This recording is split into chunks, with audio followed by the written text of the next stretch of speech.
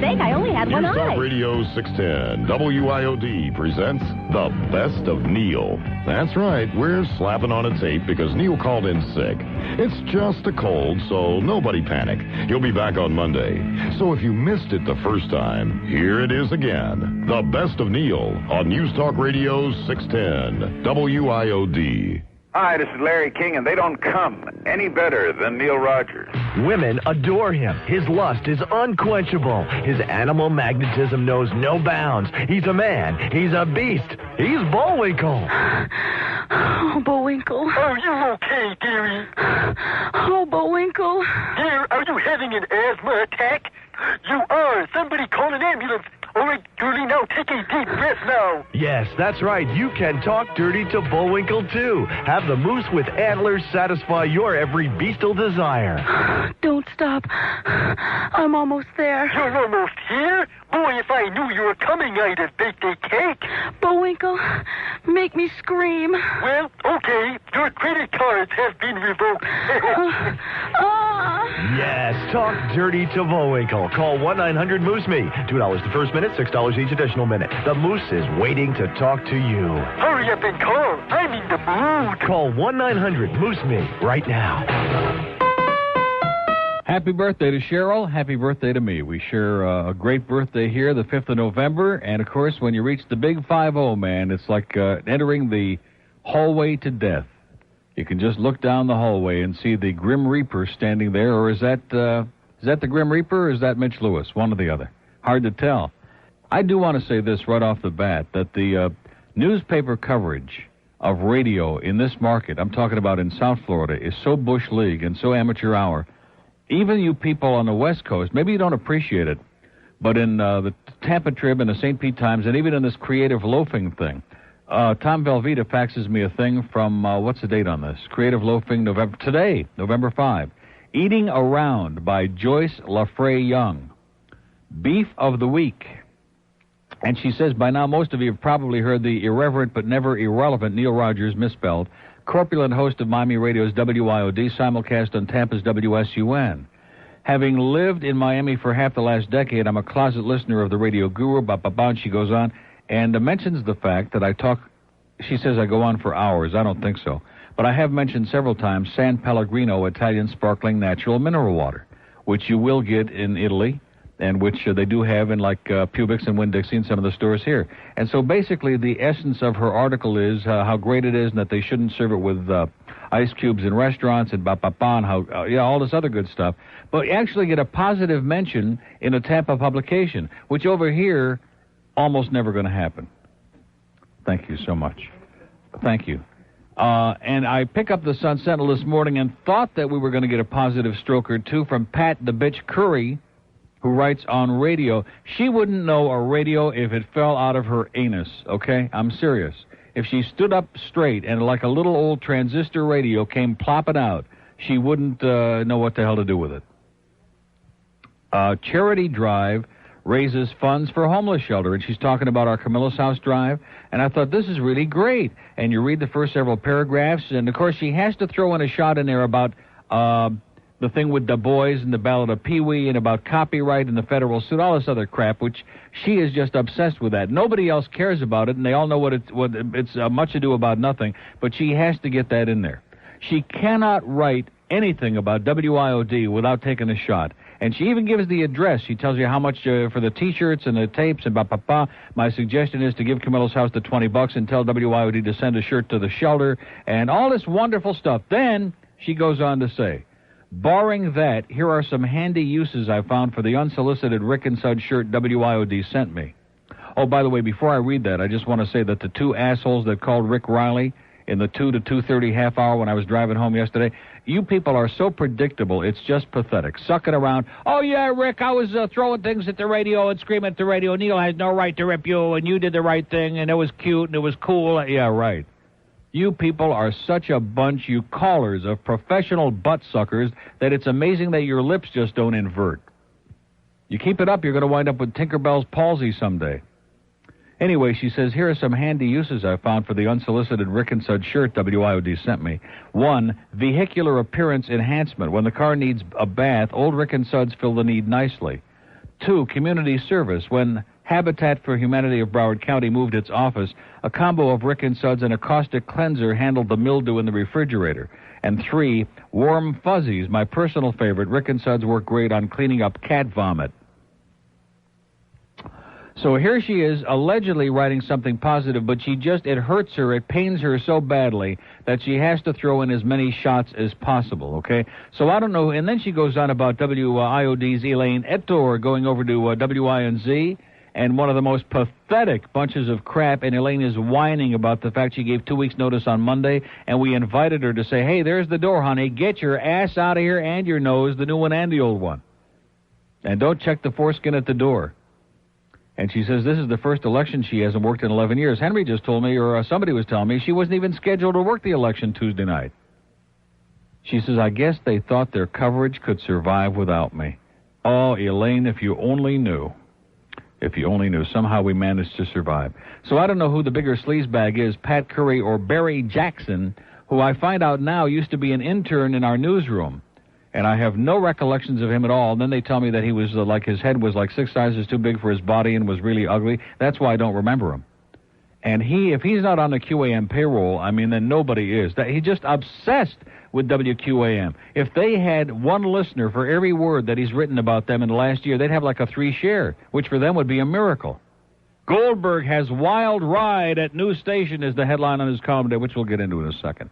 Barry, you're like a child. When are you going to grow up, Barry? When are you going to find a life? When are you going to get with it? Capitol Records presents the Beach Boys as never heard before. The Endless Binge is now available for a limited time. Wouldn't it be nice if we were sober? Maybe then we could write some new songs. We apologize for Cacamoon. We have been around for far too long. The Beach Boys singing their way to the top and belching their way back down. Beer, beer, beer, beer in a can. Beer, beer, beer, beer in a can. Beer in wrecked our band.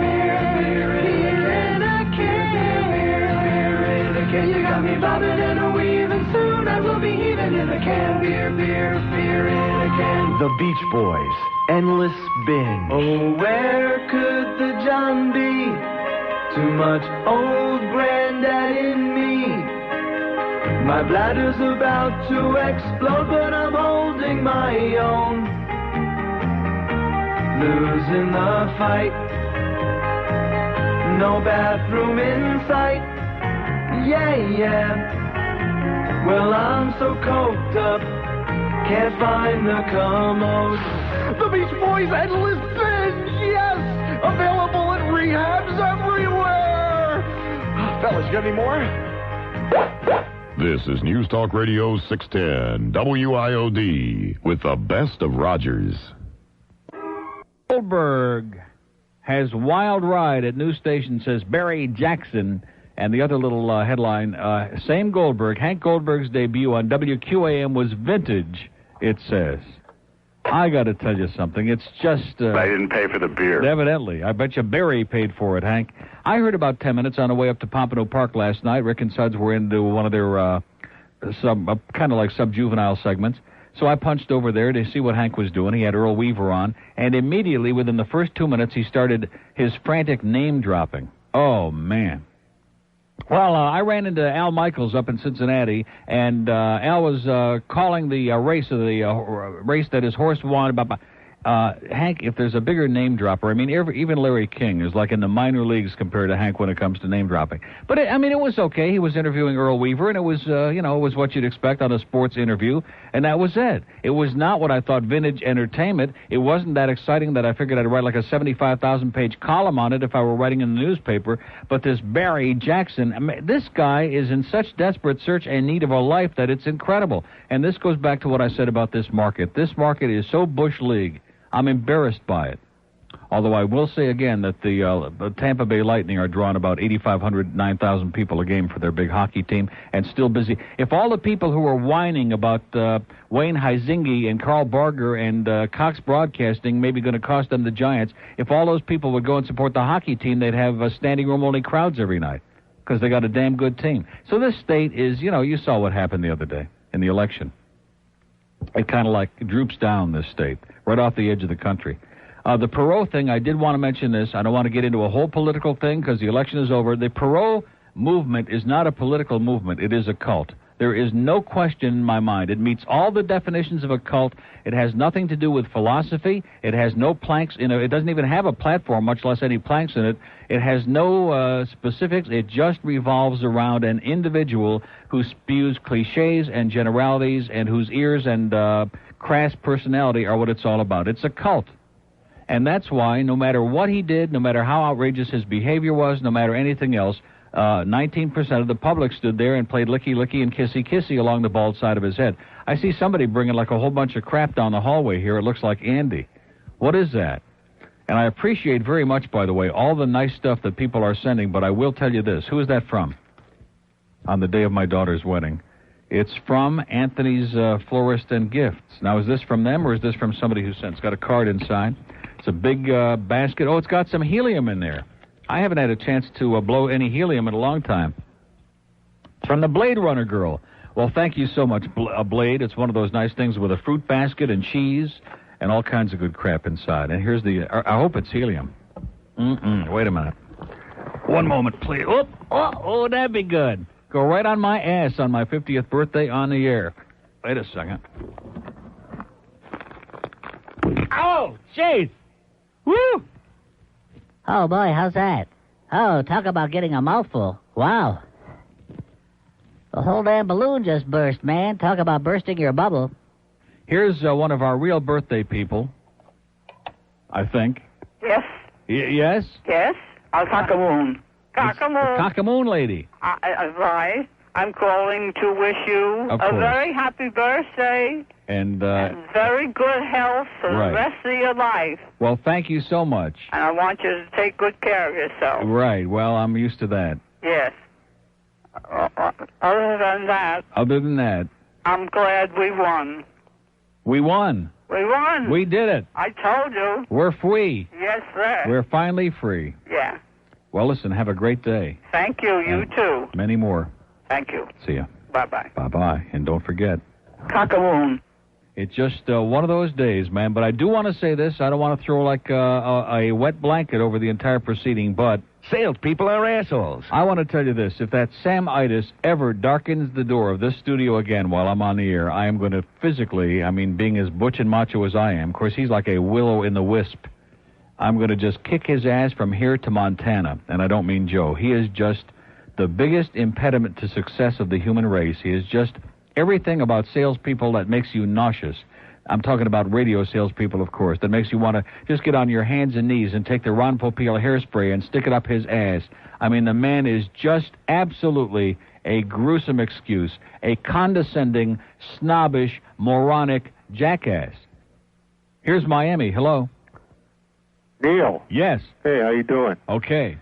Hey, I understand you're a Clinton supporter, and I'd like to just make a comment about making it a cooperative and transition. So I'd like to just wish the Bible-thumping, religious fanatic, penny-pinching, tightwad, greedy, homophobic, sexually frustrated, condescending, lying, righteous, warmongering, militaristic, regimented, closed-minded, racially prejudiced, Nazi, fascist, KKK sympathizing, environmental destroying, abusive, insensitive, douchebag, butthead Republican administration goodbye.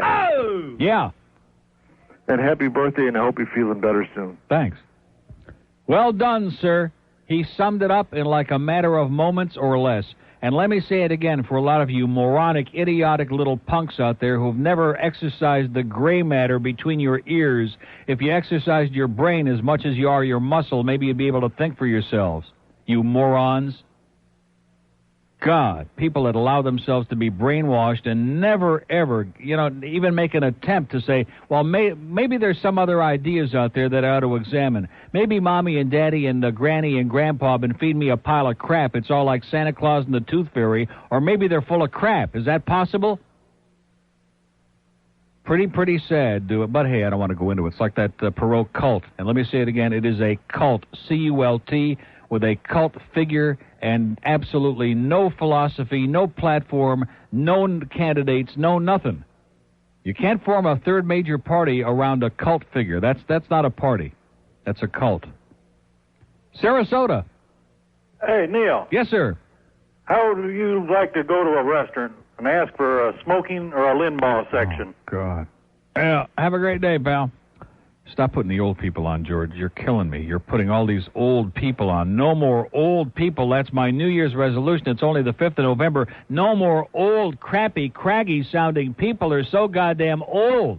Hey, Neil, how you like to go to a restaurant? Go get a life, okay? Now he's trying to make me feel younger is what he's doing. Because now I turn 50 today. I feel like a damn adolescent in this town, in this state, where the median age, I'll tell you, the median age in this state is probably at least 99! And then some.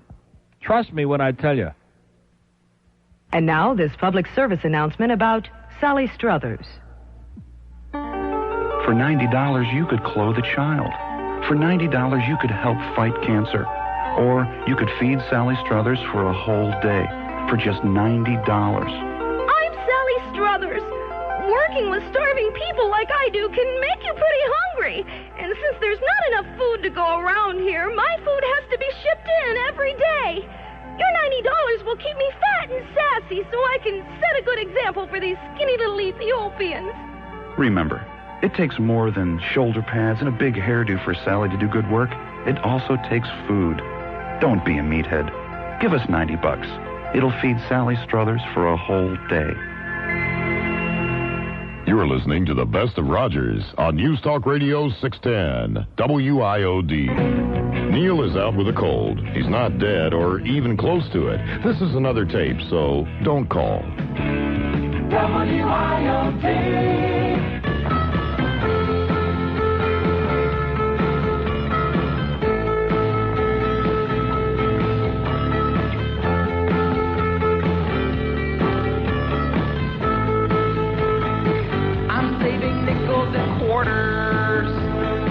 I'm cutting coupons because I'm a victim of recession. Buying from discount stores, and I don't know if I'll get through it. Oh no, I've spent too much. I bounced 5 checks this month. There goes my credit rating. I thought I had more in my savings. I'll take you out to lunch if you buy.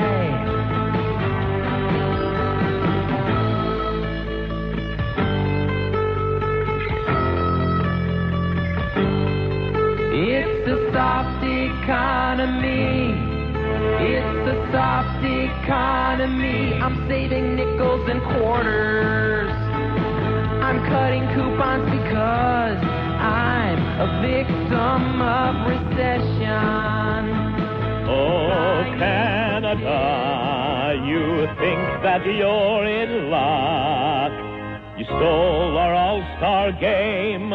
'Cause your own sports really suck. You got dog sled runs, you shoot moose with guns. What a way to entertain. And you fish for ice, you think hockey's nice. 'Cause it's played without a brain. Ooh, Canada. Oh, nausea. Give me my all-star game, I want it back now. Indian killer. Baseball in Canada makes me a blue child. Boy, it's hard to even say it. The world champion Toronto Blue Jays, eh? Oh, God, my lunch is backing up on me. All you French Canadians, we know you're coming back. You know, the thing that is most disturbing is that there's a trend. Every year, they leave later and they start coming back earlier. And pretty soon, they're going to be here all year, and we're going to start leaving. Like, pretty soon if they keep coming down. I just want to say it again because we say it every year.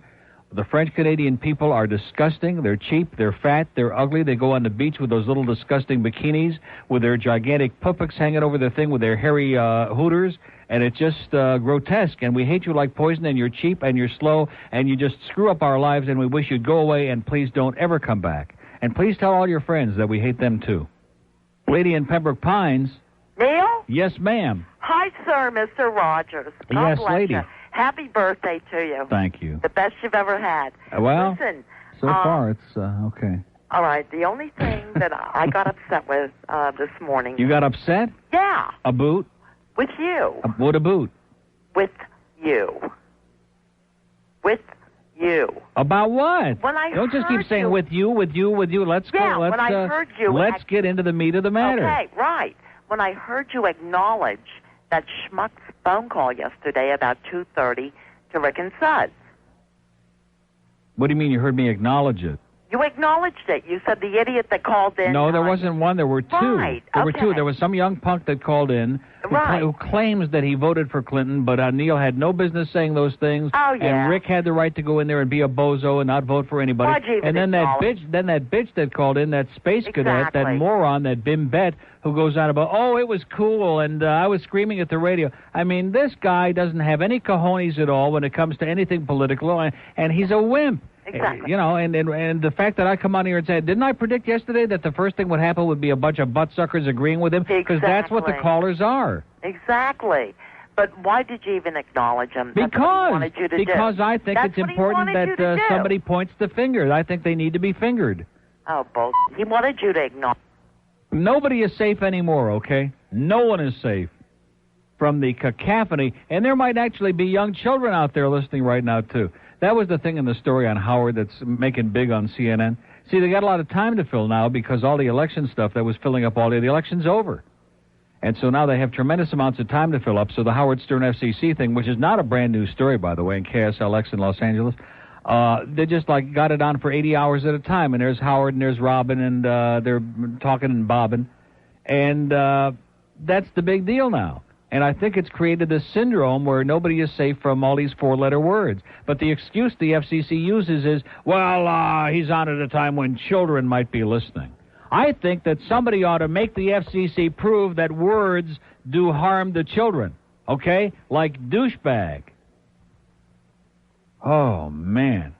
Always using kids as an excuse for any kind of censorship, for any kind of repression. Oh, children might get the wrong idea. They might hear somebody say the word penis. Oh, God. Save us from ourselves. Save us from our members.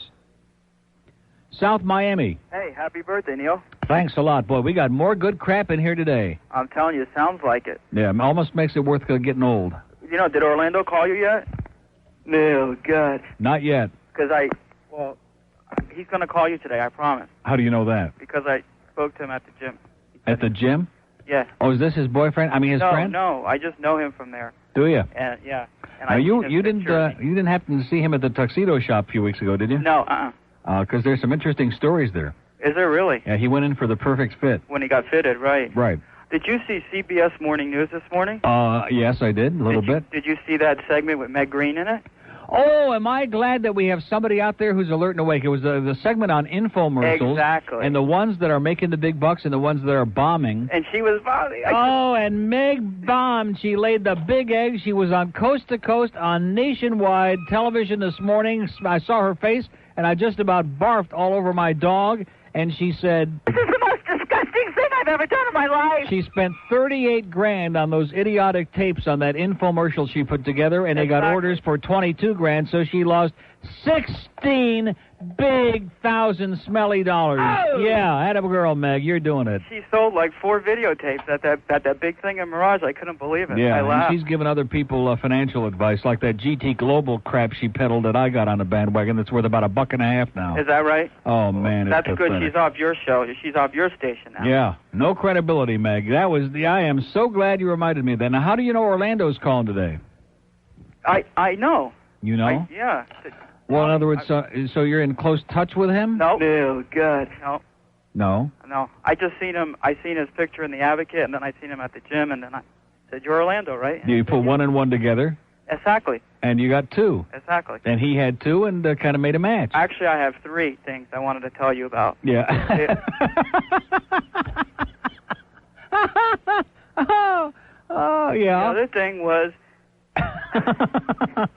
Yes. Elena Gross Lightning. Ileana Rosanna Dana. I live in her district, Oh, and God. everybody I voted against her, and everybody I talked to voted against her. But I don't know how she got reelected. I don't understand it. I just don't get it. How could anybody put that bimbette back in there? And I watched the Spanish news, and she just talks out of both sides of her mouth. Well, that's where all the votes came from, all those Julios. But I don't know. She must have bought that seat with her right-wing husband. They never met a right-wing extremist that they didn't like. Oh, I know. Did you hear Randy last night? Have a great day. Okay. You don't want to tell me about the call, because she already called to wish me a happy birthday off the air today. I got a special happy birthday song. Can I sing it to you? Of course. Happy birthday to you. Happy birthday to you. Happy birthday, dear Neil. Oi! Happy birthday to you. Oh, God. Okay. Boy. Butch up. I doubt it. Who is that? Is that anybody I know? Hello? Hello? Yes. Neil. Yeah.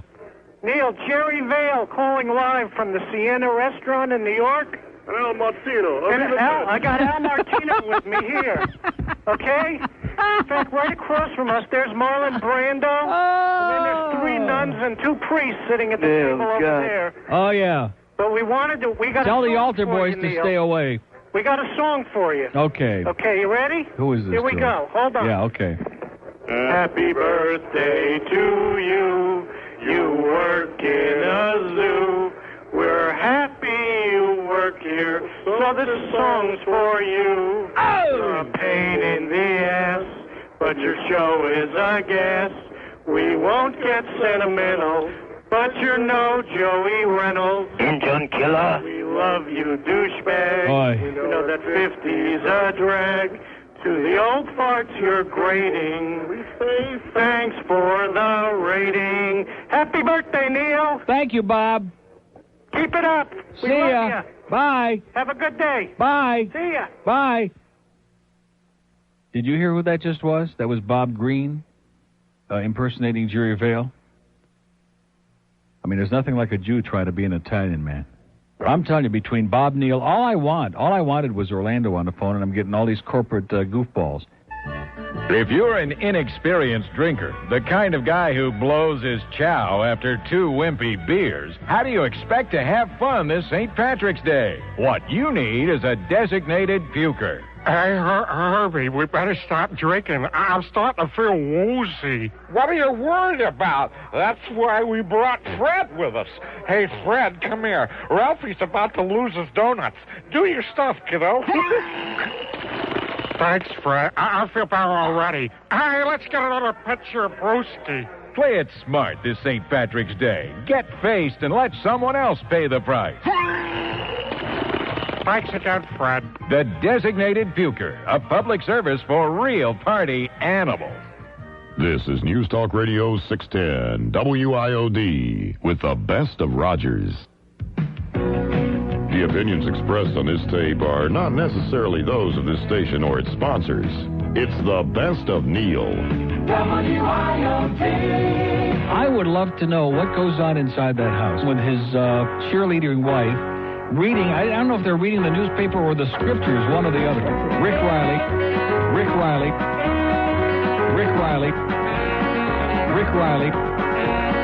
So I wonder what Rick is doing at the dining room table as we speak right now. Why is everybody picking on me? Just lighten up, man. There is some heavy-duty crap going on inside of that house. I think we could make a soap opera. It would make Chester Riley pale into insignificance. I never said that anyway. Yes, you did. Did I? Well, if I did, I forgot. Rick Riley is like some kind of a psychotic axe murderer in that house in his underwear and his newspaper. That's not bad enough. Rick Riley. Oh, yeah! Rick is discussing that right around the dining room table right now with his lovely cheerleading wife. Why is everybody picking on me? Just lighten up, man. Oh, yeah! And Now another exciting offer from Video Treasure Chest. Just in time for Mackenzie Phillips' birthday, November 10th. Mackenzie was written out of the hit show one day at a time after her battle with drug and alcohol addiction caused trouble on the set. But first, they tried to write her drug problems into the show, as this lost episode proves.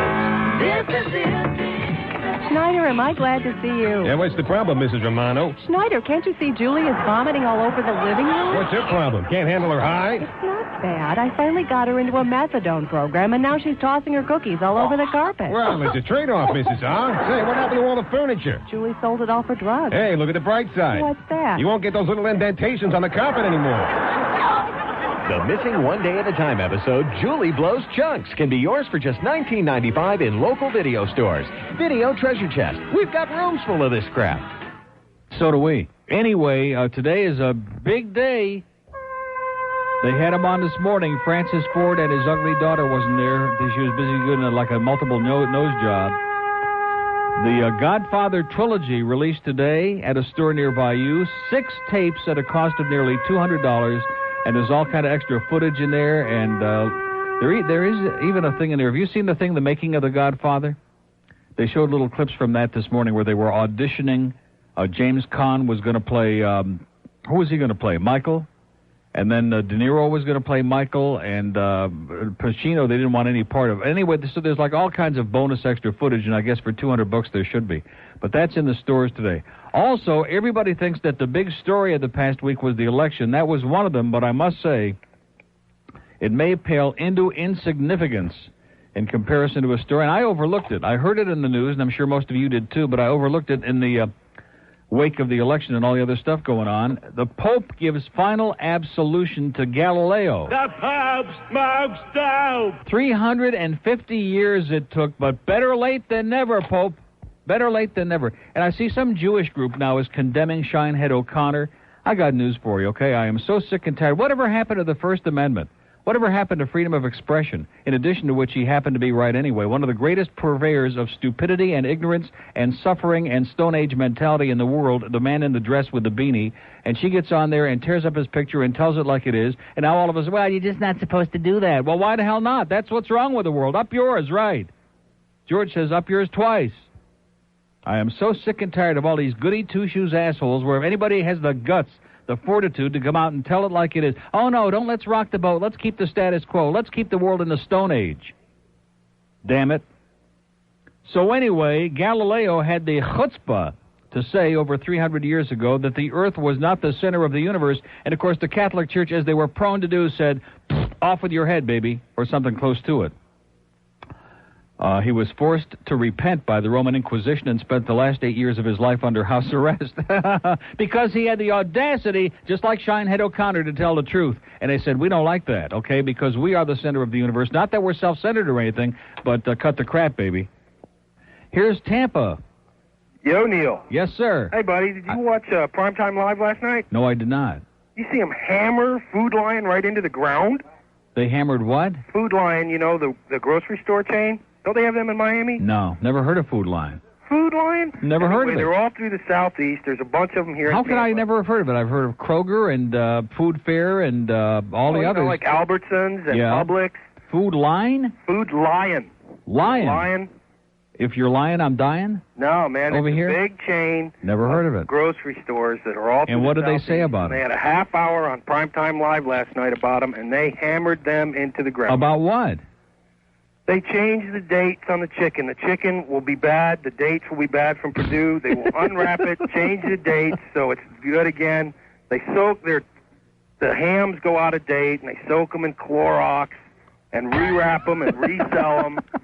It's unbelievable. Yeah. They went ahead and they do the same with fish. They soak them in baking soda, 3-day-old fish, rewrap it, resell it as gourmet. And they do everything in the delis the same way. Yeah. And they actually use nail polish and go to So the when full are cuts. they? When are they closing? Yeah, that's it. They hammered them right into the ground. I couldn't believe it. You know, because they're a huge chain. Well, maybe CBS is buying Albertsons or something. Yeah, well, we thought that maybe since Magic's out, maybe he can be their spokesman now. Anyway, it was just for a half hour, 40 minutes, Diane Sawyer just hammered these guys. I've never seen Let me ask you something, though. Did she hammer them? Yeah, I'm telling you. They had hammered his it. video on all of it, so everything, they had people that were hired as employees, and they had little secret cameras in their head, in their hats. In their head. In their heads, yeah, that's what it looked like. Mm-hmm. And they just went through these stores and worked there for several months, these guys, and took all this nasty video. They take 4 or 5 day old ground beef that they've ground that's 4 or 5 Okay, well, days listen, out of date. have a great day. So getting back to Galileo and the Pope, the story is the pontiff says the Catholic Church was wrong when it condemned the astronomer more than 300 years ago. His sin, he said the Earth was not the center of the universe. And it's official. What a sarcastic story. It says it's official. The Earth revolves around the sun, even for the Vatican. Sarcastic as hell, man. The Roman Catholic Church has admitted to erring these past 359 years and formally condemning Galileo for entertaining scientific truths it long denounced as against the Scriptures' heresy.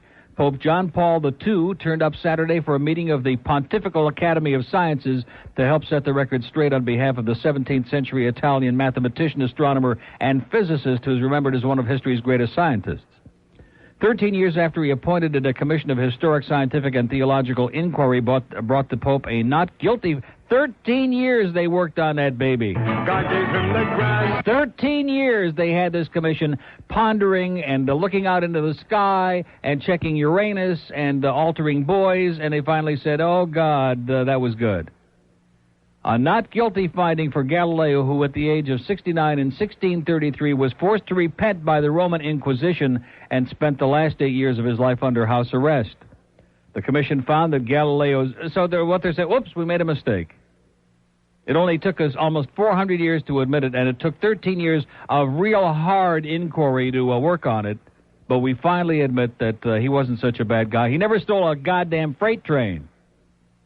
The commission found that Galileo's clerical judges acted in good faith but rejected his theories because they were incapable of disassociating faith from an age-old cosmology. Boy, that's unusual. The biblical version of the Earth as center of the universe. Another Bubba-Micey. Unable to comprehend a non-literal reading of Scripture, according to the commission, the judges feared that if Galileo's ideas were taught, they would undermine Catholic tradition at a time when it was under attack by Protestant reformers like Martin Luther and John Calvin Klein Jeans. Tried on vehement suspicion of heresy, vehement, not just regular suspicion, but vehement suspicion of heresy, Galileo was forced to swear that he abjured, that he cursed and detested and abjured the errors of his work. What the hell kind of word is that? Which extended the findings of the Polish astronomer Nicholas Copernicus that the Earth moves. Legend, and this is a great paragraph, legend insists that as he finished his abject, life-saving confession of his errors to the black-cowled inquisitors, Galileo muttered under his breath, nevertheless, it does move. And rumor also continues that the bishop who was listening to his confession said back, move this. Yeah. He's the biggest, baddest, brawniest rocker of all time, and he's not taking any prisoners. He's Axel Schwarzenegger. Welcome to the jungle. We got fun and games. We got everything you want. We blow you all to hell.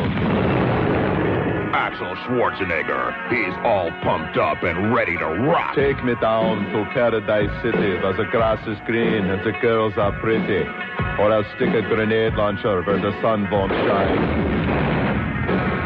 It's military-industrial strength rock and roll the way only Axel Schwarzenegger can tell it. You're one ugly mother... Jean-Claude Van Damme is a pussy. Steven Seagal is a f***it with a ponytail. The only reason I did a film with DeVito is because he could suck my standing up. It's Axel Schwarzenegger exclusively on Terminator CDs, records, and cassettes. If you don't buy this album, I'll be back. Hey, kids, don't play ball. Play the odds with the Pete Rose Talking Baseball card. Let's go bet on a ball game and make us some big bucks. We don't care who loses or wins as long as we make the spread again. The Pete Rose Talking Baseball card. It's fun, it's profitable, it's educational, it's illegal. The Pete Rose Talking Baseball card will have the feds calling foul. Only $14.95 or 5 to 3 or 8 to 6. Get yours wherever racing forms are sold. It's the best of Rogers. And this is News Talk Radio 610, WIOD. Neil just has a cold. He'll be back on Monday. And don't call George because he's busy rolling tapes. This is the best of Neil. WIOD.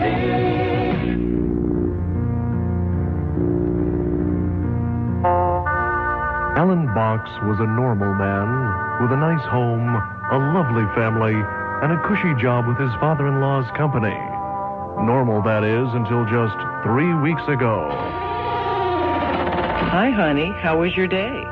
Somewhat of an esoteric Monday, I feared will end up being, but nonetheless, let me see if I can't focus it in to the best of my ability.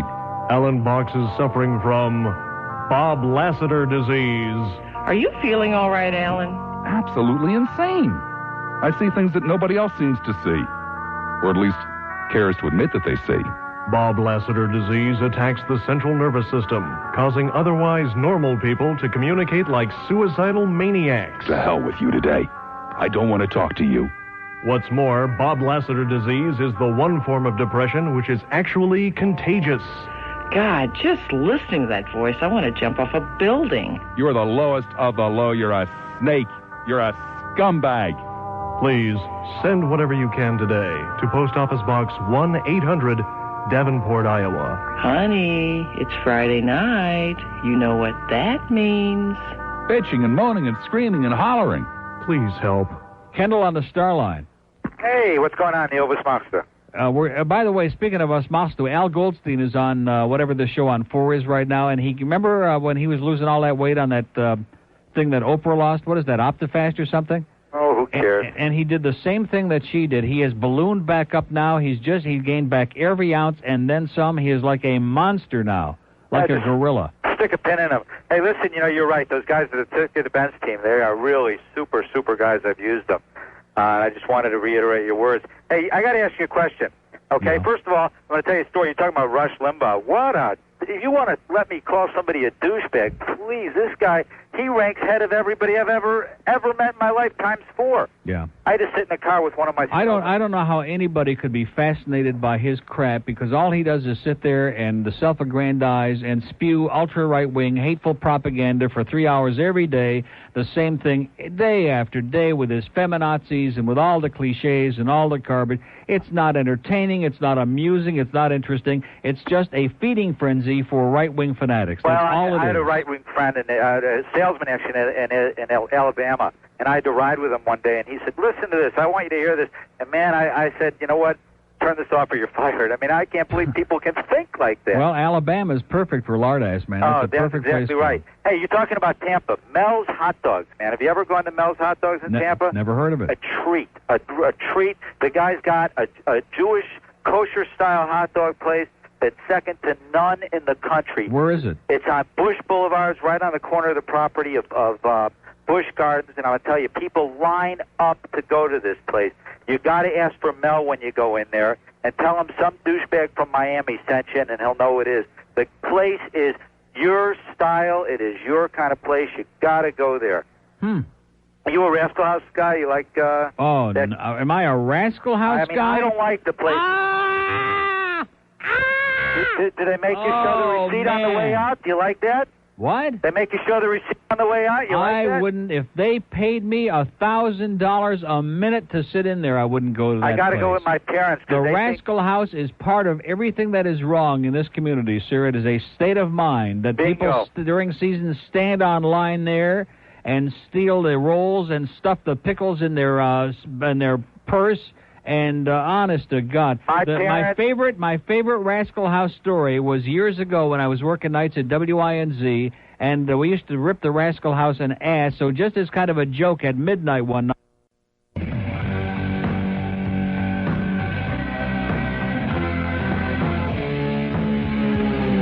News Talk Radio 610, WIOD presents The Best of Neil. That's right, we're slapping on a tape because Neil called in sick. It's just a cold, so nobody panic. He'll be back on Monday. So if you missed it the first time, here it is again. The Best of Neil on News Talk Radio 610, WIOD. Hi, Ranieri here. there, man of your dreams for Uncle Mikey's Double Talk School. That's right, a school of double talk with old Uncle Mike. You ever have those embarrassing social situations where you just don't know what to say? You know, words fail you? Well, Uncle Mikey can help by teaching you to say half as much in twice the time with half the brain power. We'll reduce your embarrassment by 50%. You'll only be embarrassed half as much. Because instead of thinking up two somethings to say, you only got to think of one something. Maybe only half of something, or something like that. You know, you meet a girl and you say, "My, you look lovely." Then instead of thinking up another clever line, you just say, My, how lovely you look." It's simple, it's painless. Best of all, we have easy payment package plans. We got package plans at the School of Double Talk. Where is this place, you ask? Well, I'm glad you asked. But I lost my place. I lost my place, but I got to keep talking, because we don't do retakes. We don't do no retakes at WIOD. Heck, I remember old Mr. Eagle there used to blow his nose right in the middle of a couple of his spots there back in the olden days. Here it is. Here it is. 1401 North Bay Causeway in beautiful North Bay Village. That's the Uncle Mikey Double Talk School. That's the School of Double Talk. Mark Higgs is a god, okay? Oh! Okay, I agree. Where do we start? Where do we start on this Monday? I am telling you, I'm just loaded with crap today. Welcome to the Radio Schlock Shop. Oh! That's our sales department's new motto. If it's schlock, we'll peddle it. In fact, I think Ron Popeil is coming in today to spray some crap on our face. But hey, we don't want to start off with that. We had an interesting time on Saturday.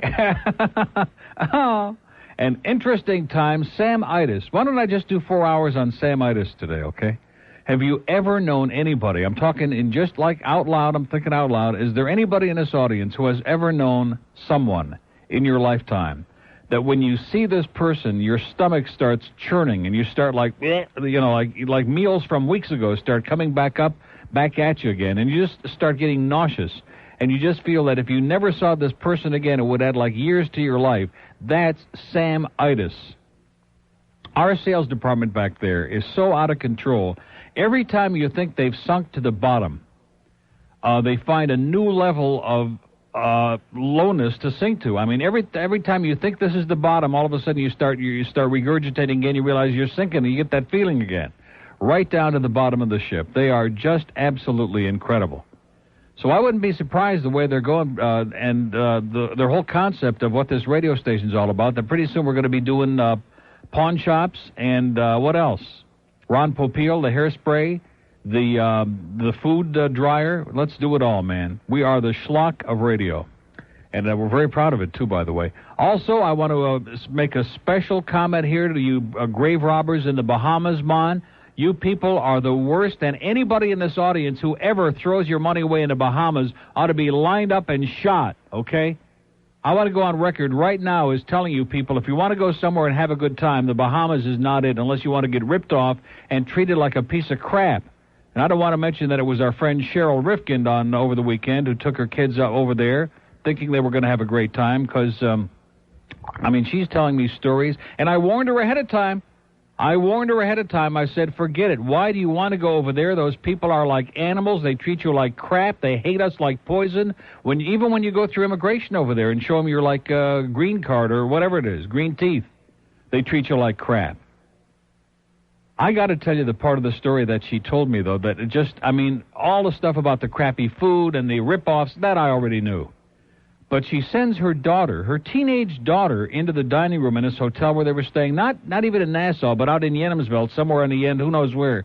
And she sends her in to find out before dinner, which it cost them like $96 for a crappy dinner for 3 people, and to find out, to make sure that they're going to get a table for 3. And she goes in and she talks to the woman in there. And she says, very nicely, we have 3 in our party. I want to make sure we're going to sit at the same table or whatever. And the woman says to her, "Oh, don't worry about that, honey. It's all prearranged, whore." And I looked at Cheryl when she told me the story like, what did you just say?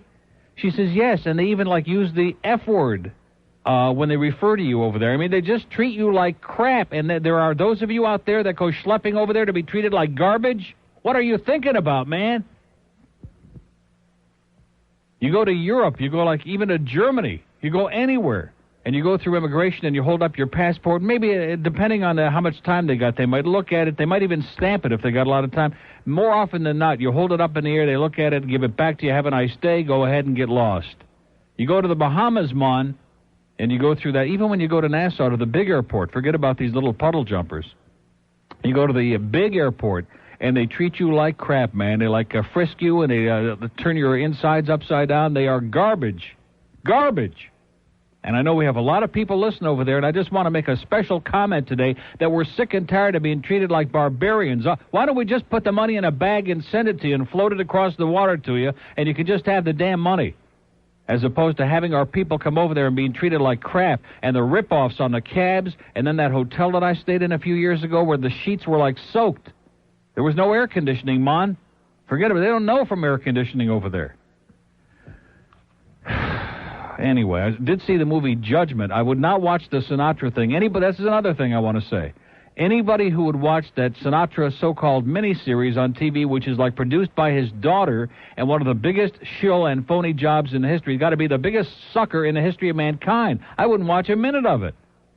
Wait till he croaks, then somebody will have the guts to write the real story. I mean, here's one of the most unctuous people in the history of this country anyway, maybe the human race, and they just keep sucking up to him, and he's wonderful, and the voice. Yeah, right. And he never stole a freight train.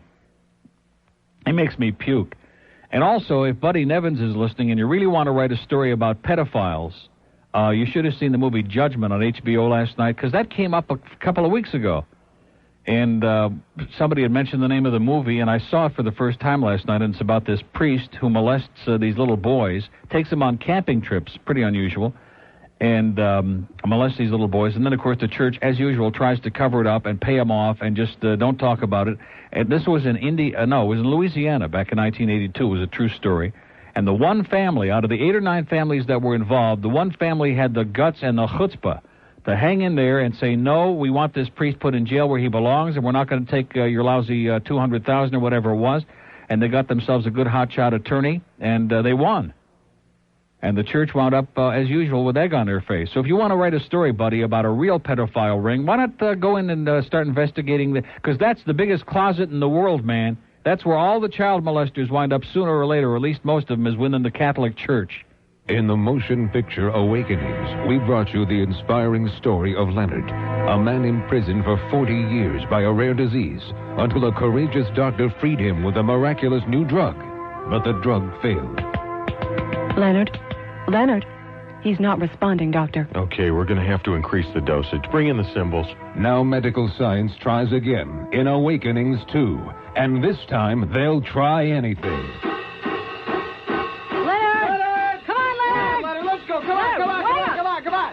Still nothing, Doctor. Increase the dosage. Awakenings 2, a story of hope, courage, and wall-to-wall sound.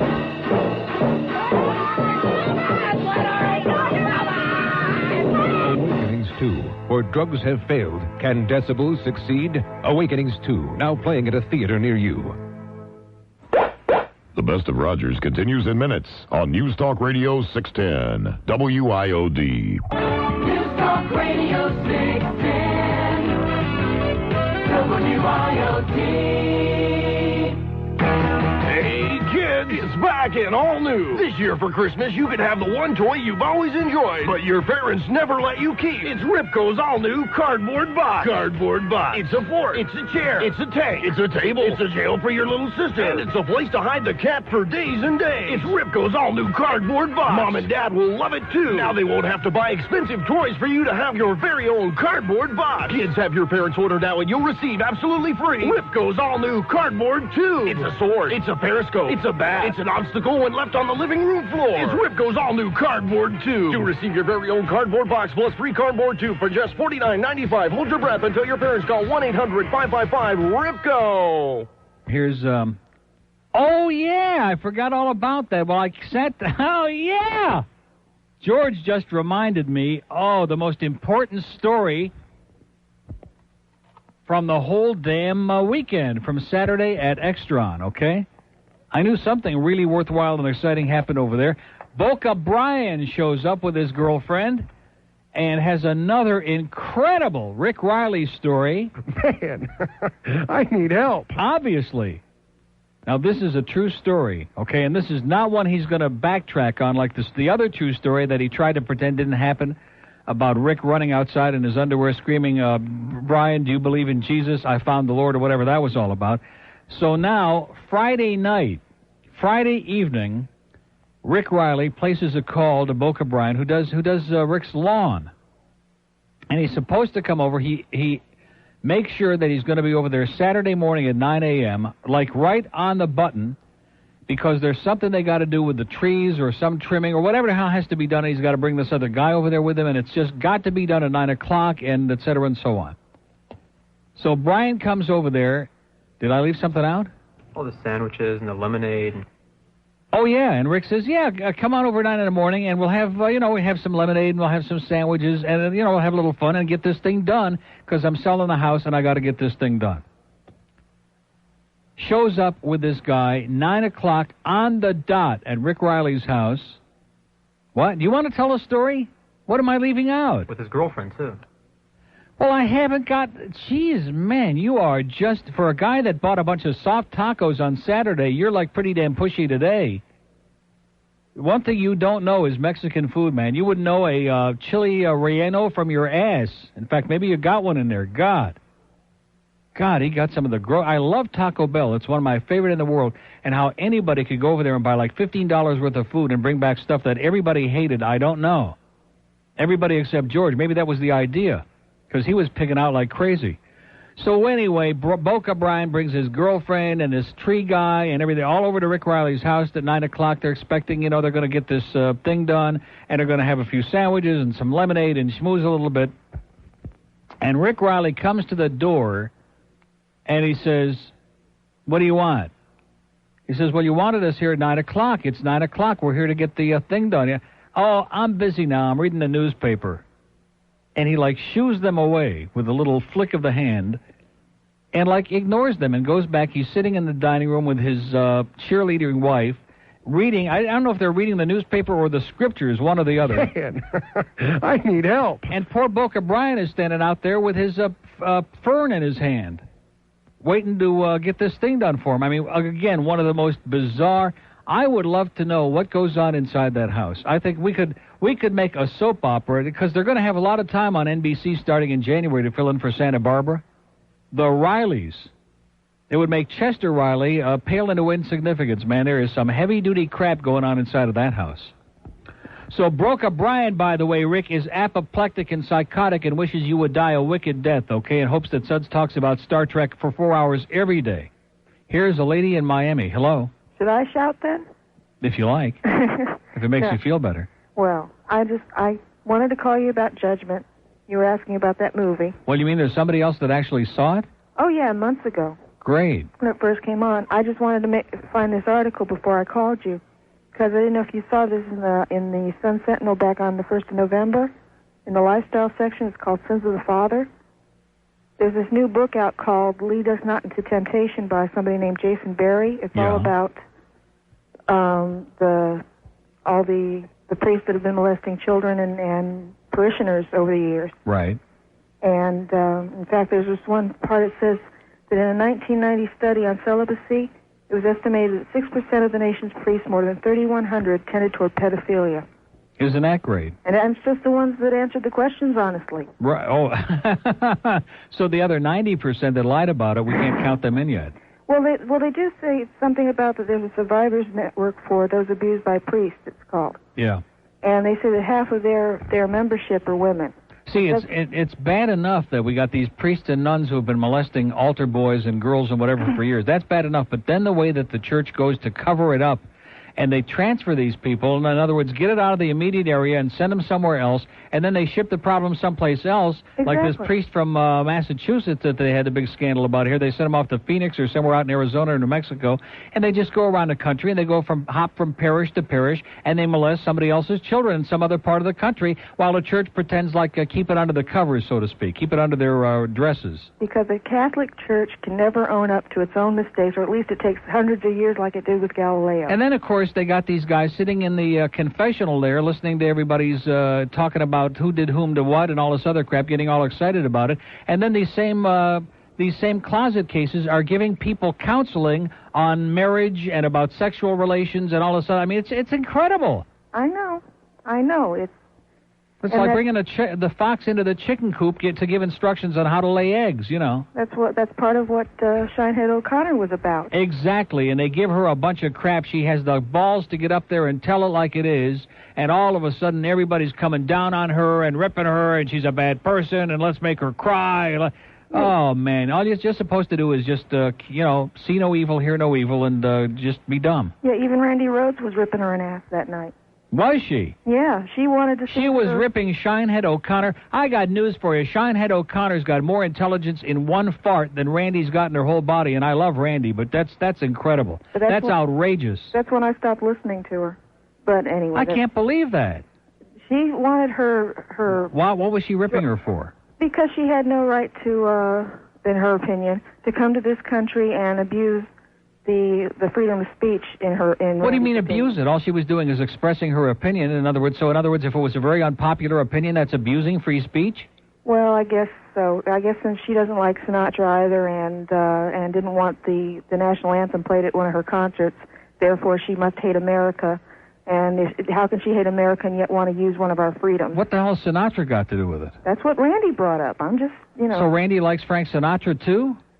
I don't know. Oh, man, no wonder Randy's been cutting him into the microphone. She's obviously got some inner pressure, too, and it's not in her ear. That's more intelligent than what I was hearing that night, so I just turned it off. I can't believe it. Stick her in the desert and don't give her a map. We're going to have to straighten that child out. Yeah. But speaking of intelligent, whose idea was it now to use that emergency broadcast system for every little thing now?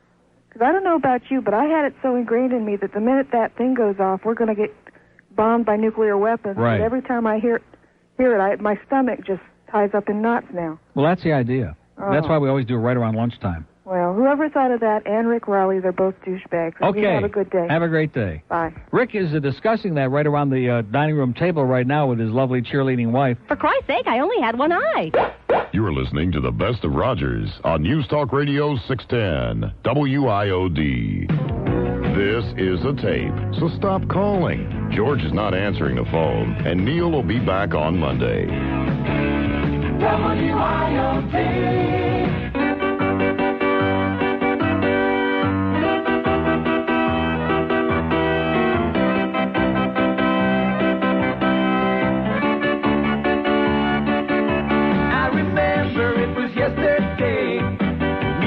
Girl wanted to go all the way, but now I knew we couldn't go it alone.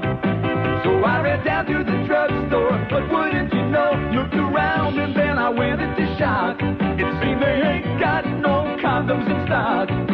Now I was way too embarrassed to ask, but then that salesman came over, he was just too fast. Well, I leaned closer, I was turning red, but still I whispered what I need. My heart was pumping right through my chest as I said, I want a condom, please. He yelled, condom, and started to faint as every shopper turned around to stare me in the face. Forget about it, I can't ever go back in that place.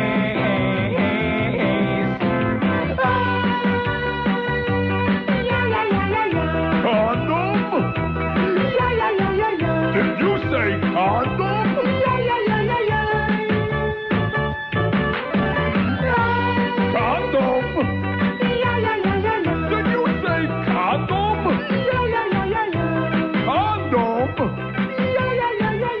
Pompano, hello.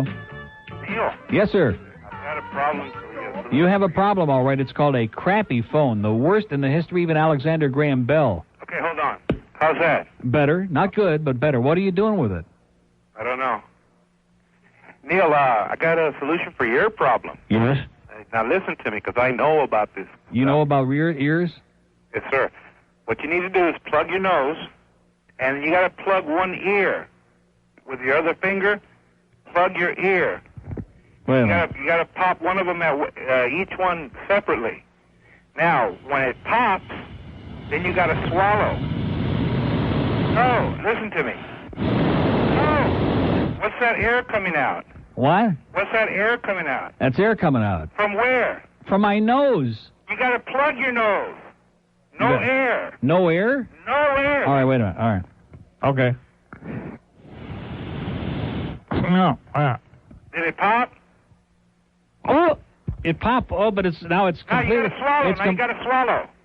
Yeah. You gotta keep swallowing. You hear those little pops when you swallow? Yeah. Okay, that's what you gotta do. You gotta swallow. And you got to keep after doing you that? pop. And then you do the other one.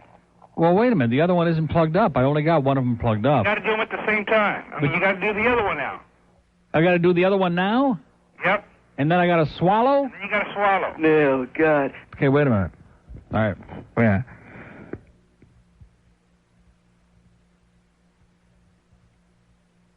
Oh, I think I just blew out my eardrum. Now you gotta swallow. Oh. Nothing happened. It didn't pop. It didn't pop. But the other one popped, right? The other one popped, but it didn't pop open though. You don't. It did pop open, but look, you gotta keep doing that. How? Like for what? In between blowing up the balloons?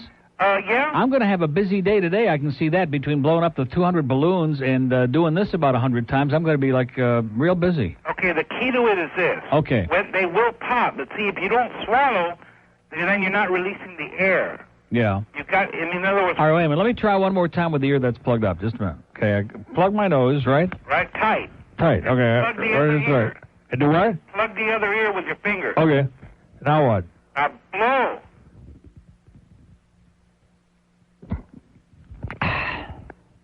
Nothing. You gotta keep trying. You gotta blow hard. I beg your pardon? No, God. I'll keep trying. I'll keep working on it.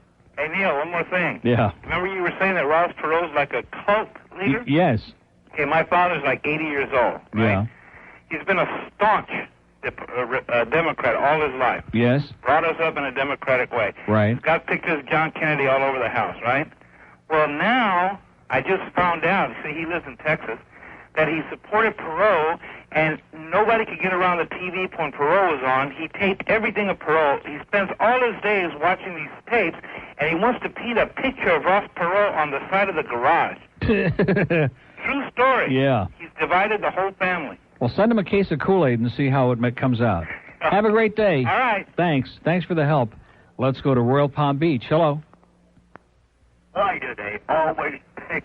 Well, you know what really kills me? How long have I been doing this? About 100 years? And there are these people who do that. Now, that call's been on there a long time, okay? Because during the news, most everybody dropped off. There were 3 of them left, and that's when it was on there. So he or she or it has been on there for like an eternity. And they do this, and they got their little recorder in the back, and they got everything queued up, and they wait for like 45 minutes. And as soon as like the first word comes out, I move on to life, with a real call. And what was the point? What was the point other than it helped them kill a lot of time? Like I said, it's really worthwhile. Hollywood. Hello, Neil. Hi. How's your ear? It's plugged. Oh, it's still plugged, huh? Well, you didn't think that it would be quiet if it opened up. I would just be screaming over here. You'd be doing it, huh? It's been plugged up for about 2 weeks. Oh, 2 weeks? Yeah. Oh, it must be driving you crazy. Well, a little bit. Yeah. No, but it starts to clear up, and you think it's all gone, and then it comes back again. Yeah, I've had that too. Have you? Oh, yeah. Everybody gets that. I think I need a roto-rooter. That should do it. Uh-huh. I don't know if anybody's called you about this, but I have an Orlando spy report. Really? Yeah. Wow. I sent you the last catalog, and I got a new undergear, the holiday sale edition, and he is plastered all over the page. No, God. Yeah. Yeah. Orlando in his undies, man. That's his life. That's his life story. He's got his temporary tattoo on. Yeah. And he's got a workout outfit on page 37 that makes him look like Ava Gardner. He's working out. Yeah. He likes that Ava Gardner look. He with does. the shoulder He looks something pad. like her. Uh-huh. So Next month he's going to have the Joan Crawford look. It's going to be beautiful. Oh, with the wire hangers and everything. Right. Yeah. He is a real piece of work. Now, wait till the tuxedo issue comes out. The tuxedo issue. Yeah. There's no such animal. I'm telling you, it's a perfect fit. How come he always plays dumb when you mention that he's exposing himself in underwear catalogs and he never seems to know what you're talking about? Right, because he likes to play dumb. You know how that is. Yeah, I know how they are. Young and dumb and full of fun. But, hey, got a nice body. Right. That's So- all that counts. And I agree with you about Sinead O'Connor. Right. She had the right idea. Well, thank God for you and for me. We're the only two ones in America, in the world, I guess, who've got the guts, and George, that's three of us, to tell it like it is. And everybody wants to jump on the bandwagon and say what they think is publicly acceptable. You know, like, how dare her say that, and how offended. Why? It's the truth. All she did was tear up a picture. They didn't find out she had an assassination plot against the country. Right, exactly. And you know, which is more than what we can say for the church and the previous pope. Well, I wish the Catholics would get in a big of an uproar over when they molest the kids and the bishops father children with the church secretary. Right, or when they assassinated the previous pope and everybody wants to pretend they don't know from nothing about it. Oh, that didn't really happen. No, of course not. Right. Well, I'm Catholic, but I don't practice because of that reason. Well, thank God Galileo can sleep sound, though, now. That's what I say. I'm very happy for him. You bet. It's about time. Have a great day. You too. See ya. That's the problem with this world. Too many butt suckers. Nobody wants to go out on a limb. Nobody wants to really tell it like it is. No, it's just pathetic. Everybody wants to be another sheep, man. And most of them are. What's that hum? Do you hear that? What was it? Is it coming from the newsroom again. And Lisa, we love you, Lisa, but not that much, okay? These news people are almost... we ought to have a contest between the news department and the sales department to see which one is more out of control. And if I could tell you what little Andy said during the news break in here, man, his ass would be grass in a second. Let's go to a lady in St. Pete. Hello. Hi, Neil. How you doing? Well, I tried to tell you happy birthday last week 3 times. I tried to call. Yeah. And you were smoking. We were smoking. You ought to see the ashtray. Yeah, I even told myself I had to try to sing about 4 words, but boy, that takes a lot of courage. There's always next year, maybe. Yeah, boy, that takes double courage to sing on the radio or on the phone. Yeah. Double the courage. Uh-huh. Okay, Neil, so happy birthday anyway. Thanks a pile. I'm a decade younger than you. Uh-huh. Because you think everybody in St. Pete's old, but I got 10 on you. Or under you. Anyway, I'll talk about Sinead O'Connor. Yeah. You know, I'm not a religious fanatic and, whatever, extremist, fundamentalist. But when she burned a picture of the Pope, it's kind of like I'll make an analogy, me burning a picture of a rabbi. It's like symbolic, you know? Well, suppose you did burn her a picture of a rabbi. What difference does it make? But if I was as famous as her, and everybody saw it, and a lot of people saw it, and it's like a lack of respect or something. It's symbolic. Well, why does she have to have respect for somebody that she despises? I don't get it. Well, I don't know. I think she's got... That doesn't make any sense at all. I heard that she's got problems because her father beat her. So I think she does have problems. Oh, so in other words, somehow there's a connection between the fact that she was abused or beaten and the fact that she has the chutzpah to get up there and tell it like it is about the Pope? Respect. Well, it's also like me burning the picture Well, of your mother. how about Hitler? He was a world leader too. Should we have had respect for him? No. Or Franco or Mussolini or Castro? No. I mean, I don't get it. I don't think you can compare the Pope to Hitler or Mussolini. Oh, well, why not? Because... Why not? Just because the methodology is a little bit different and because it's done in the name of organized religion? No. It's not also like me burning a picture How many people were killed in the Crusades in the name of religion or the Spanish Inquisition?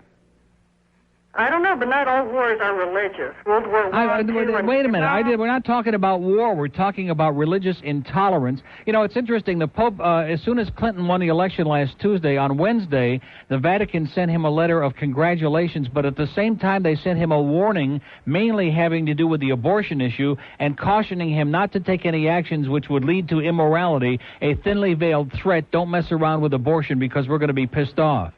Well, like it's some of their business over there in the middle of Italy where even the Italians laugh at them for this man in a dress and a beanie to be telling our new president, who isn't even in the Oval Office yet, you better watch your P's and Q's because we don't like it. Well, my point is that even if I'm not a Jew, I should have a little bit of respect for rabbis. I just think, that rabbis... Well, are all rabbis the same?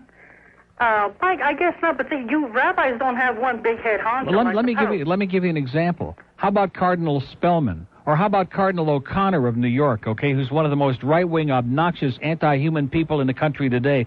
If somebody tore up his picture, does that mean that it would the rest of us should feel bad about it? That we have to have respect for him because he wears a dress and a hat, a cap?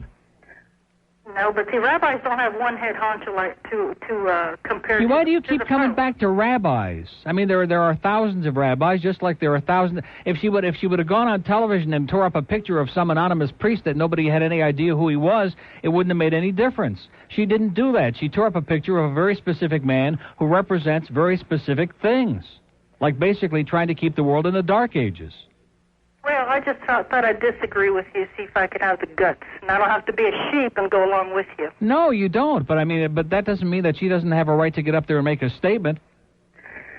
I know. I mean, Neil, anybody can go on TV, and which is the biggest problem with TV is most of the people on there are saying all the things for public consumption that they think people want to hear, and kissing around and sucking everybody's butt. Well, I know the Catholic Church is stupid for not being like pro-birth control pills and stuff too. Yeah, they can. It isn't just a question of stupid. It's a question of dictatorial. It's a question of enforced suffering and misery and starvation and poverty, which is what they do, which is their main specialization. This man runs around the world and tells people to keep making more babies, and he doesn't have any answers for their poverty and for their desperation. No, I'd just like to say one more last stupid thing that went on here a couple of years ago. For the sake of art, when they dipped a crucifix in urine. Now do you see my point of having a little respect? What are you talking about? And art. So, and the sake of art, there was a picture and a guy who put a crucifix in urine. So what about it? So what about it? Well, there again, Does it it's mean lack that of I have to have respect for religious tchotchkes? I'll give you a perfect example. I'm Jewish, okay? But the idea that all Jewish people in this community and elsewhere nail up mezuzahs on the door to keep out the evil spirits, that to me it's laughable. It's ridiculous. It's Dark Age, it's Stone Age mentality. So if I make fun of that, I'm being bad? Well, okay, I just thought I'd disagree and not be a sheep. Okay, have a great day. She's been listening to FLA too much, that's obvious. This is News Talk Radio 610, WIOD, with the best of Rogers. Oh, we're up to our long-distance dedication. And this one is about kids and pets and a situation that we can all understand, whether we have kids or pets or neither. It's from a man in Cincinnati, Ohio, and here's what he writes. Dear Casey, this may seem to be a strange dedication request, but I'm quite sincere, and it'll mean a lot if you play it. Recently, there was a death in our family. He was a little dog named Snuggles, but he was most certainly a part of... Let's start again. From coming out of the record. Play the record, okay? Please. See, when you come out of those up-tempo damn numbers, man, it's impossible to make those transitions, and then you got to go into somebody dying. You know, they do this to me all the time. I don't know what the hell they do it for, but damn it, if we can't come out of a slow record, I don't understand it. Is Don on the phone? Okay, I want a damn concerted effort to come out of a record that isn't a up-tempo record every time I do a damn death dedication. Now, make it, and I also want to know what happened to the pictures I was supposed to see this week. This is last damn time. I want somebody to use his brain to not come out of a damn record that is, that's up-tempo, and I got to talk about a dog dying. What is this ponderous, man? Ponderous. Ponderous. There's a fax from the Phantom Informer, who says that, who is this guy? Never heard of him. Neil Mursky is going to be the new PD. The official announcement today or tomorrow at Zeta. A new PD at Zeta, Neil Mursky, who used to be at She and used to be in Tampa and used to be in Orlando and used to be somewhere. And also Pete Folger is going to be the new AM at INZ. Rose Folger is going to be on AM. Unbelievable. Also got a fax here about somebody who went into the supermarket yesterday, saw 3 ugly, old, large, decrepit French Canadians with checked shorts and white flat caps making up a salad at the salad bar in the supermarket, but eating more than went in the box. The second one putting fingers into the fruit salad and taking out pieces and eating them, then opening up a bag of grapes and doing the same while they were potchking around allegedly making their salad and probably eating about like $50 worth of food while they were putting together their $2.95 salad. As the 3 of them left the store, they came out with 1 box of salad among the 3 of them. They're cheap, they're ugly, and in the wrong place. Anywhere outside of Quebec, says the faxer. You're absolutely right. Go back where you came from. We hate you like poison. All the French Canadians, each and every one. But have a nice day. I have received some really bizarre things in the mail over the years, but this is one of the most peculiar. It's from the Andre Prost Inc. company in Old Saybrook, Connecticut. And it's got like all kinds of literature with it. It's a tube of pure, dense, pure almond paste. I mean, what the hell do you do with this stuff? Maybe. Huh? That's what it kind of looked like. It says it's an essential ingredient in many European-style desserts, especially those made for the holidays, like their favorite Queen's almond cookies. So I guess it's like something special for Queens. Okay, let's go to Tampa. Hello. Hey, put it in your ear, man. There you go. Might clean that baby right out. Hey, Sinatra sucks. Yes. The Lightning are great. Yeah. Vinny, go get a job somewhere. Right, soon. And I want to say something about your afternoon cohort there, Rick Riley. Yes, go right to it, sir. I'll give you like 2-3 hours to do it. If he does not quit talking about dope on the air, I will personally send somebody down there to kick his ass. All right. Okay? We don't care how much dope he can smoke in a day, how much he has done in his life. He folds like a cheap lawn chair. Or how big of a dope he might be. Jesus, man, I've had enough. Yeah. God. Well, somebody sent in some rope yesterday, and he started smoking it. I mean... I'm serious. Anybody can smoke dope, you know? But, God, you don't go advertising Well, it. you know something? You know what bothers me about it? And I don't want to get involved in a major attack against Rick and Suds, although I really look forward to it. But it's kind of like that same prepubescent. In other words, I don't really care. I don't smoke it. If other people smoke a little weed, I don't really give a damn one way or the other. Let them have their way. But it's the childish approach to it that bothers me. The Like people that calling have to still play and pick the seeds out and sift through it, and it's like a hobby, okay? It's like calling the income tax guy yesterday about some tax. I heard it. That was a bunch of crap, It man. was. It was almost as big of a bunch of crap as the Billboard and Star Trek. And he folds like a cheap lawn chair on anything. Right, exactly. No backbone, and his audience will not put their foot down and force this man to grow a pair, man. That's what bothers me about that wimpy adolescent audience. They will not force Rick Riley to grow even a pair of BBs, and that bothers me. You know they why? always let him off the goddamn hook. No, because he cuts them off. Is that it? Because every time he starts talking, he cuts them off. Oh. Another thing, I'm tired of hearing you on the weekends. Yeah, me too. I really am. Me too. Call them up over there and chew their ass out. Tell that Tom Velveeta to get a life. I am so sick of it. Right. Hire some talent. Right. Jeez. Okay. I hope we don't get baseball either. Okay, Opie, see ya. You know, the thing with the weed, like I said, there are like basically, well, there are a whole bunch of different ways you can look at it. But where it becomes like a childish thing, like giggles time, okay? It's like the difference between the attitudes about sex and the pot in this country are like the same is compared to like in Netherlands when you go to Holland, Amsterdam, and they're like you can smell the aroma and you walking down the streets and they're like smoking it, whatever, and nobody cares. Nobody cares. And the same thing with sex. It's not this tee-hee, giggle, oh, there's a little flesh like we're all involved in here because we're in such a prepubescent mentality. And that's why the Rick and Sud Show is perfect for America in the 90s, because it appeals to the prepubescent mentality of America, and it fits like a goddamn glove. How do you like that? And now, here's Grace Slick for Flintstone Vitamins. One pill looks like Barney, and one pill shaped like Fred. Hi, boys and girls. I'm Gracie Slick. You know, when I was on the road with Jefferson Airplane in the 60s, I chased a lot of white rabbits, and I usually chase them with scotch. Hey, but I don't get high anymore. Now I like to get Flint-stoned. I just drop a couple of Betty's or Dino's before a concert, and soon I'm getting a buzz on vitamins and minerals, just like that modern Stone Age family down the street. Now, when the white knight is talking backwards, I know my turntable's probably just in reverse.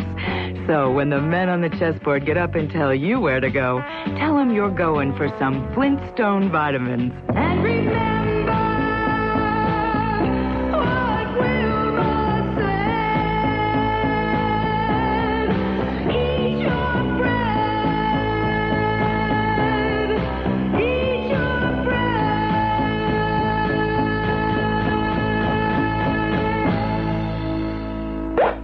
It's the best of Rogers, and this is News Talk Radio 610, WIOD. This is South Florida's news, traffic, and weather station. News Talk Radio 610. WIOD. You loved him in Top Gun, going at top speed. You loved him in Days of Thunder, moving like lightning. Well, forget character, forget plot, because now Paramount Pictures presents a movie that's nothing but actor and action. Tom Cruise in Things That Go Really, Really Fast. See Tom Cruise strapped to the bow of a speedboat. Tom Cruise strapped to the front of a speeding locomotive. Tom Cruise strapped to the nose cone of an MX missile. Yes, Tom's reached cruising speed in Things That Go Really, Really Fast. Coming quickly to a theater near you. Here's a mobile in Miami. Hello. Neil. Yes, sir. How you doing, sir? Great. That other caller is right. Rick Riley is an asshole, Yes? and he does cut the callers off as soon as they start ruffling his feathers. Well, what kind of crap is that? Well, because he has no balls. That's true. And however, there are some people like Boca Brian who see that's what bothers me about people. In other words, yeah, what was if you're upset, he tells you one thing, right, and then he changes his tune. Right. Two-faced. He's two-faced. He comes to me, and I have plenty of witnesses, by the way, like George and Adam and Fat Rich and everybody else. He's done it twice now. Comes to appearances, and he goes through this long story, and Rick really screwed him over, and Rick did this, and Rick's an asshole, and then all of a sudden, as soon as he gets on, I heard that call yesterday, he gets on the phone with Rick, and he melts like a pat of Oleo on a hot day in July. I don't get it. Listen, did you give away that I think Dr. they're a Hook match tape made yet? in heaven. Did I give away what? The Dr. Hook tape movie? Sure did. You did? Sorry. Oh, man. It isn't Dr. Hook. I'm Dr. by any stretch of the imagination, okay? But if it makes you feel good, it's Dr. Hook, whatever you say. All right, well, listen. Yes. No. That's it. You wanted the damn... Why can't you just I say wanted the damn, you I wanted the my damn tape. video? I wanted the tape. Well, you don't get it. Listen, about the Buffalo and the Pittsburgh Steelers game, it was too bad that they weren't able to get to Jim Kelly and break his legs in 4 places. We're going to do that this week. I got to go because I got to pick up this line. Hello? Yeah, it's me. It's who? Boca. Boca who? Boca Wimp? Boca Wimp. Boca Wimp.